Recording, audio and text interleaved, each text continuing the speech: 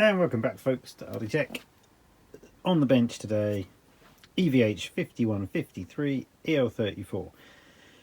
She keeps blowing HT fuses when turned up above a certain volume. So more likely valves, but let's find out. Stick around. Here she is on the bench. It's not often we get to have a look inside a 5153. I think we'll have a look around here, have a look at the quality of her. Some of those cables we could undo those and make those twisted instead. Maybe some are twisted, some are not. Maybe not. So where are we going? Where's the input? Input's over here. So your signal will sort of take this path across all these tubes to the various tone stacks.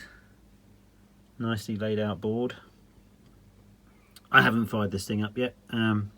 Always good to have a quick look inside to see if there's anything obvious. I've already spotted the problem. Well, part of the problem, but we need to see what's actually caused that. And I'll show you in just a second. But we're getting a damn good look inside here.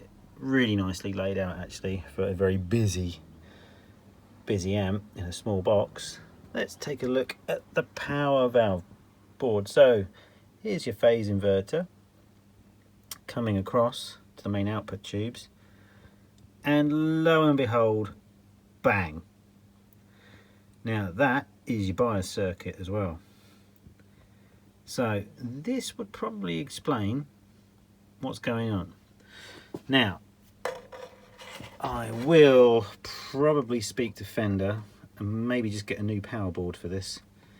Could replace this, but I don't know the damage that's been done to the traces here. So yeah, I think that's our problem. Wouldn't you agree? I think so. So a few days later we're back with the 5153. Did a bit more digging. I found a circuit diagram for the 5153 50 watt 6L6, the original model. Now and it uses the same power board. This has been modified for EL34s. So they've changed the screen resistors from, I think it was 470 ohm to 1K.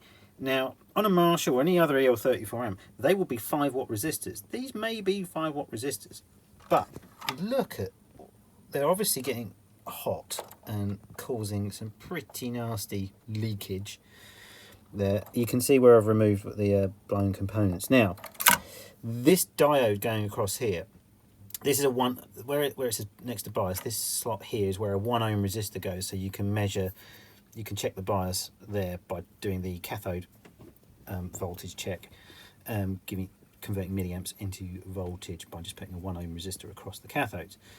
I will be using my probes, but I will double check across there as well. This diode here that blew, or I don't know if it blew, it might have arced. It's very difficult to tell, but it could arc because this is in very close proximity to the negative. So this 1 ohm resistor is going across the cathodes, which is the negative side of the power valves. Okay, now this diode here, if you notice, is connected to pin 3. Pin 3 on an output tube is the plate. That is where your signal comes out, and sitting on that plate is usually around 400 volts. 400 volts sitting very close to the negative circuit. There's an awful lot of potential there to arc across. Now also pin 3, again, it carries an awful lot of voltage and current. Well, no, high voltage, low current, but very skinny traces on a high voltage line. I don't think it's very good. Pin 2 is part of your screens. They carry high voltage but very similar potential to pin 3, your plates as well. That to me is a pretty, not overly impressed. So what I may do here is I may sort of make my own little trace, fly a wire slightly higher gauge and connect it to the diode coming slightly across, getting it further away on this side, away from the potential on the negative side of the circuit. Yeah, not great. So D30 and D29, they are sort of protection diodes for the plates. Not common, not seen it on many EL34 circuits, but yeah, they're on there. And what I'm also going to upgrade these, I'm going to take these screen grid resistors out and put something a bit more substantial. There's not much room in here because this is it's a very shallow chassis. This is not very big, and that board sits quite close to this top edge. So, but I'm going to put some of the big old cement resistors, if they fit, so they can dissipate this heat. It's clear they're not dissipating the heat enough, hence why they're starting to burn up. So we'll do a few upgrades, what we can, to this circuit. So unfortunately, I've not heard it yet. I'm sure it sounds great, but that's a little bit concerning, a little bit underrated. I mean, if there's a Jet City SLO mod video coming up shortly, and you'll see that the traces in that are much bigger and much more substantial for this part of the amp. A little disappointing and a little bit corner cutting there. So they've just reused a board. I get it, it's a big manufacturing and what you expect, but I think we can make that.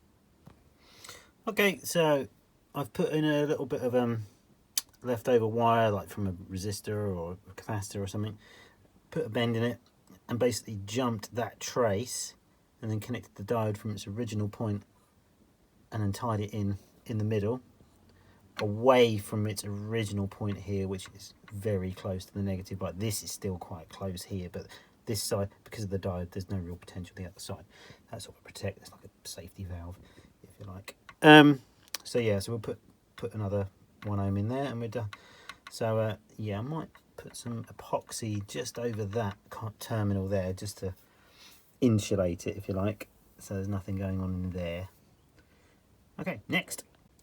Okay, well, board repairs complete. So look at these bad boys. That's what we did have in here. Look how hot they got and just not doing their job. I think severely underrated, even if those were supposedly 5 watts. Look at the surface area to dissipate the energy, just nothing. There we go, 5 watt 1k resistor, much better. This is what you'll see in all good builds of EL34 based amps. Nice big surface area to get rid of that heat.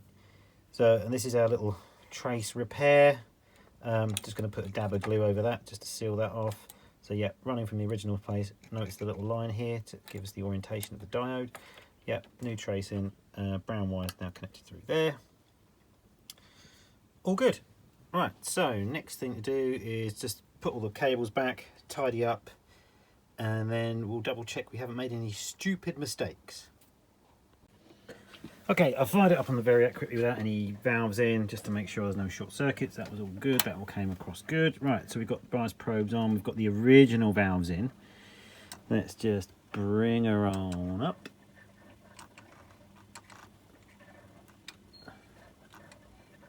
Not being too ginger here.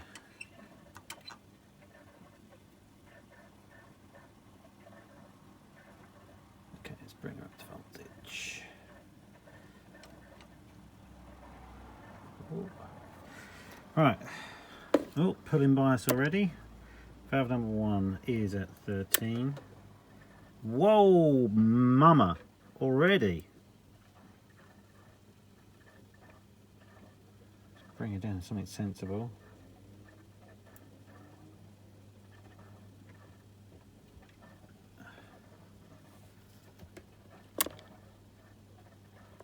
Yeah. That's not good. Right, either I've done something really stupid with the wiring, or we've got a dodgy valve. So let's just change some valves to be sure, and then we'll go from there. Okay, different pair of valves. See what's what. Wait for them to start conducting.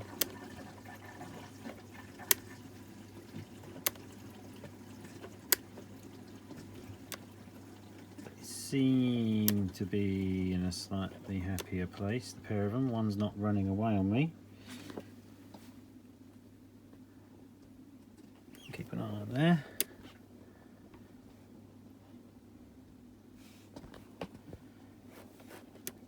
Right, so I've got the bias turned down to minimum at the moment because we don't want anything catastrophic happening right now. Yeah, that looks much happier. I'm going to leave it at minimum bias, 240 volts, pulling 0.4 amps, which is great. I'm going to let this thing stabilize. Okay, so actually now tube 1 is pulling a little bit more than tube 2, whereas tube 2 was running away on us before. So we will keep an eye on it. This is all going to climb up for a little while. So yeah, I'll leave it here and then we'll come back in about 20 minutes and see where she's at.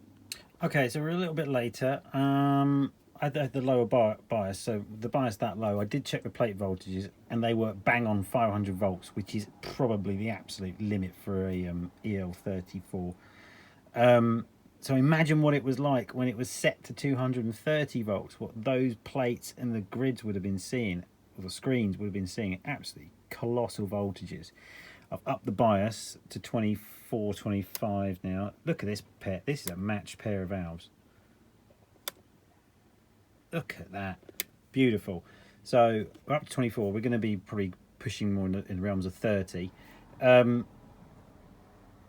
So yeah, now I've put it up to 24. It's brought the plate voltage down to 475, 17, between 74, 75. My voltage is really fluctuating today. It's now down to 238. It was 242 a minute ago, but this is good. This is where we want it to be. And just look how stable this thing is.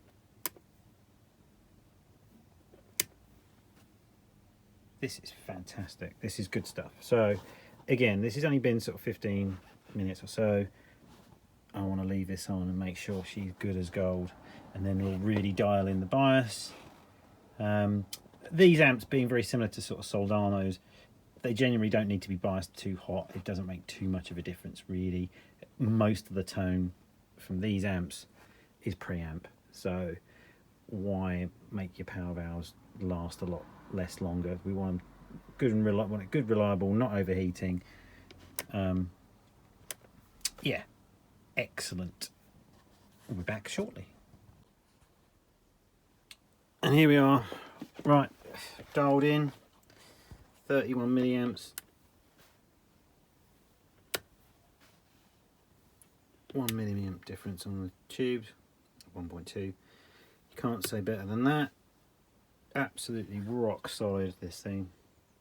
Really happy. Right, time to button it up and have a play. 240 volts. Yeah, brilliant. Happy with that repair. Job done. Here we go. Playtest 5153 50 watt EL34. It's a mouthful. It's a catchy name. Wicked amp. One thing you didn't see I did off camera, I had a chat with the customer. I had a chat with the customer actually when he dropped it off, and we were chatting about this amp because I've been curious about one myself. And he said he didn't use the blue channel, and I inquired why, and he said, well, he didn't like the sound of it, like the red and the green, the clean and the really dirty channel. So went online, found there's the C127 mod or something like that. It's just literally desolder one end, lift it out, and it puts the blue channel in line with the red channel a bit more. So I did that mod, and this thing sounds killer. So I thought I'd start off with a non-regular, what you wouldn't normally hear played through a 5150. I thought I'd go with my telly. I've set the clean channel absolutely maxed out on the gain. Bass sort of 3 o'clock. Mids and treble about 10 o'clock on the dial. It's quite strident with single coils, especially a telly. Yeah, let's have a listen.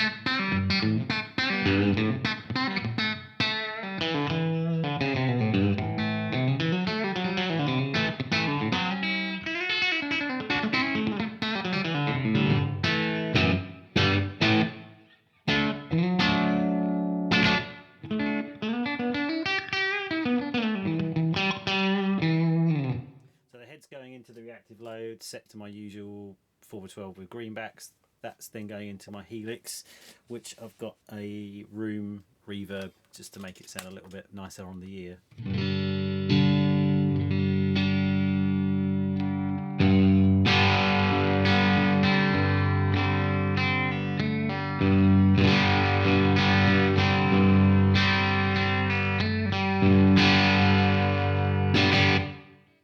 Channel sounds pretty cool to me.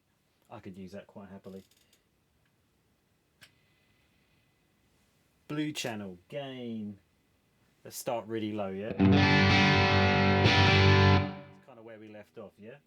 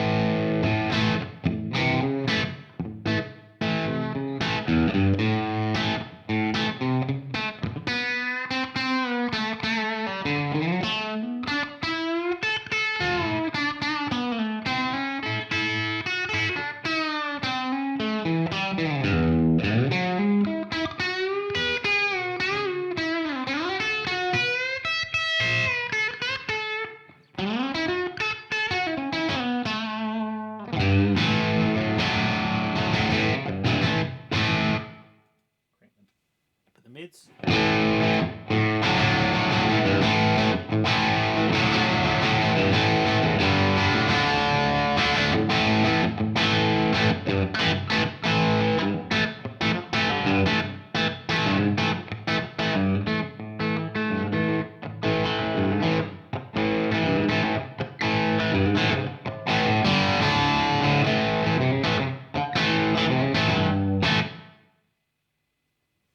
'Sounds wicked. Great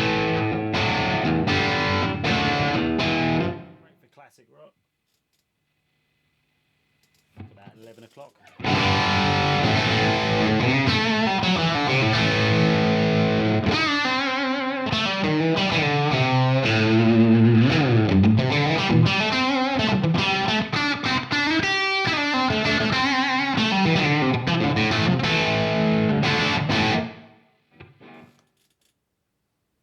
1 o'clock.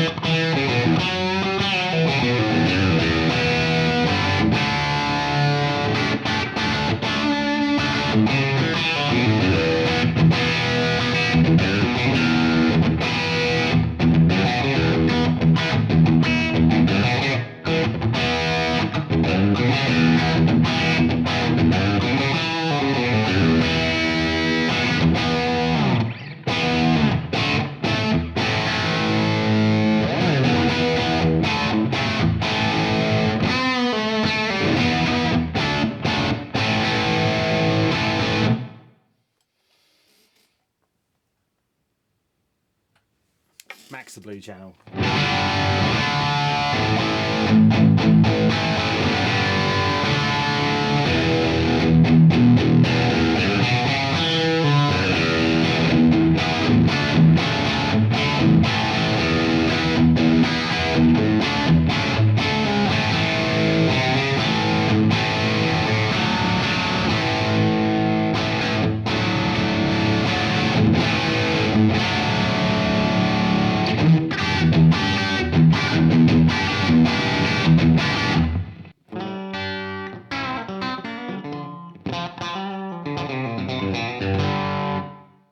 So even on the blue channel, max, it's a really dynamic channel. I backed off the volume.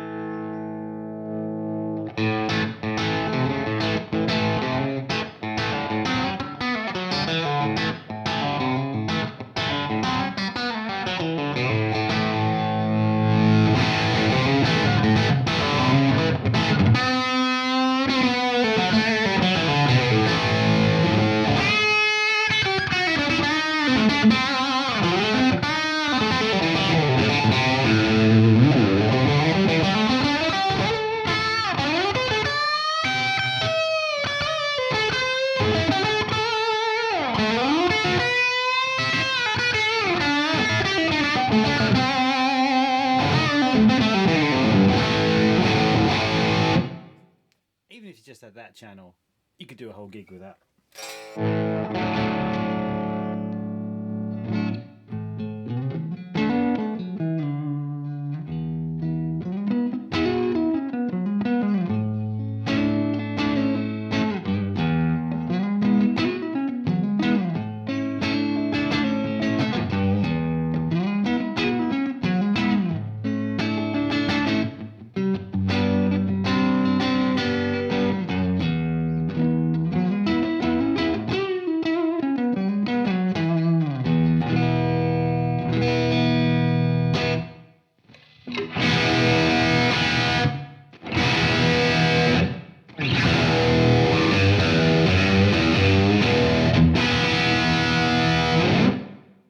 I suppose we better check out the red channel.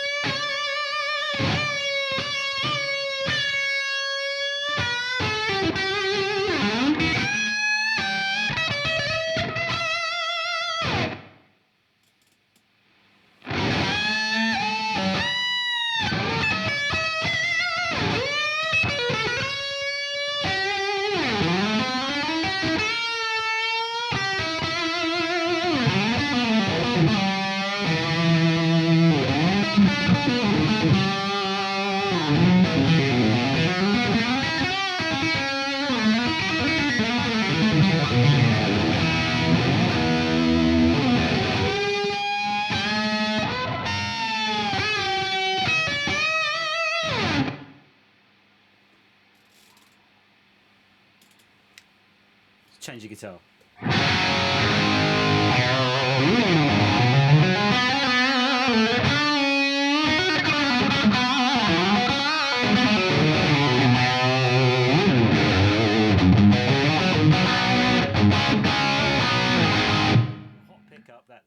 1 o'clock on the game on the blue channel.